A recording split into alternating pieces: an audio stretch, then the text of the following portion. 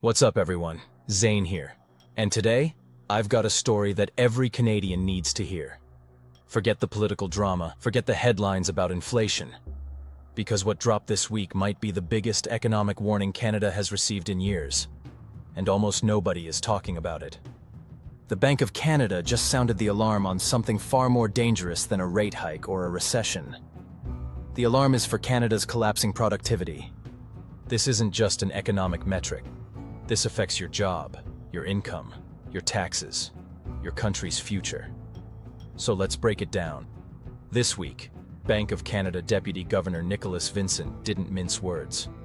He said Canada's weak productivity is now a national-level problem, and unless something changes, Canada is at serious risk of falling behind permanently.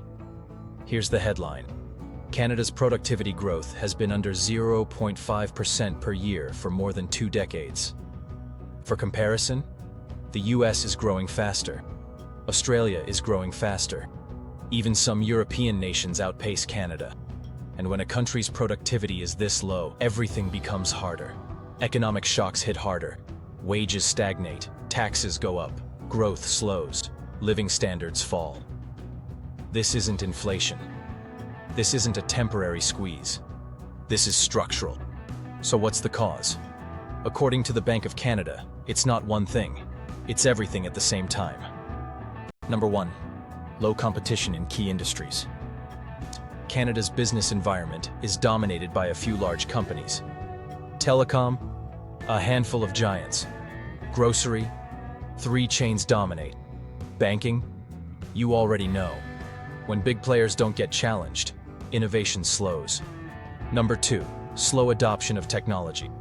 Canadian companies invest in new tech at far lower rates than US or European firms.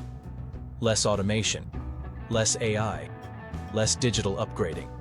Number 3. Stagnant investments. Businesses aren't spending enough on research, training, or equipment. Canada's capital investment per worker is falling, and that's a huge red flag. And number 4. A complicated immigration and credential system. Canada brings in incredibly skilled workers, but many can't get jobs in their field because the credential process is a maze. Doctors driving Uber, engineers working retail. The list goes on. Vincent said Canada needs coordinated reforms, which is government speak for, "We've let this slide for too long, and now it's catching up with us." Productivity might sound like a boring economic term, but there's what it actually means for the average person. Countries with low productivity have slower wage growth. If you felt like your paycheck barely moves, this is part of the reason. When productivity is low, governments collect less through growth, so they raise taxes or cut services.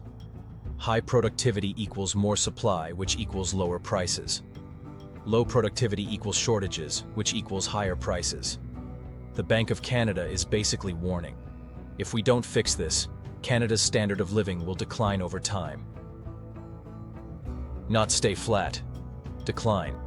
The Bank of Canada laid out areas where Canada could improve, break up industry bottlenecks, let new players enter markets dominated by a few giants.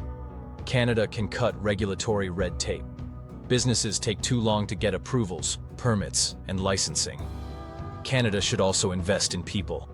Reform credential recognition so skilled newcomers can work in their fields immediately. And finally, encourage tech adoption. Canada needs to push harder into automation, AI, and digitization, or get left behind. But here's the question: will the government act? Because all of these reforms require political courage, and historically, that's been in short supply. Here's my honest opinion. Canada is an incredible country with massive potential. Natural resources, talent, stability, it's all there. But for too long, Canada has relied on what it already has, instead of building what it needs. Low productivity isn't some abstract warning. It's a flashing red light on the dashboard saying, if we don't fix this now, the engine's going to fail later. Will politicians take it seriously? Will businesses invest? Will Canada make the tough changes? That's what we need to watch. That's the breakdown. Let me know what you think. Is Canada in real economic danger? Or is this being blown out of proportion? Drop your thoughts in the comments below. I'm Zane, and I'll see you in the next one.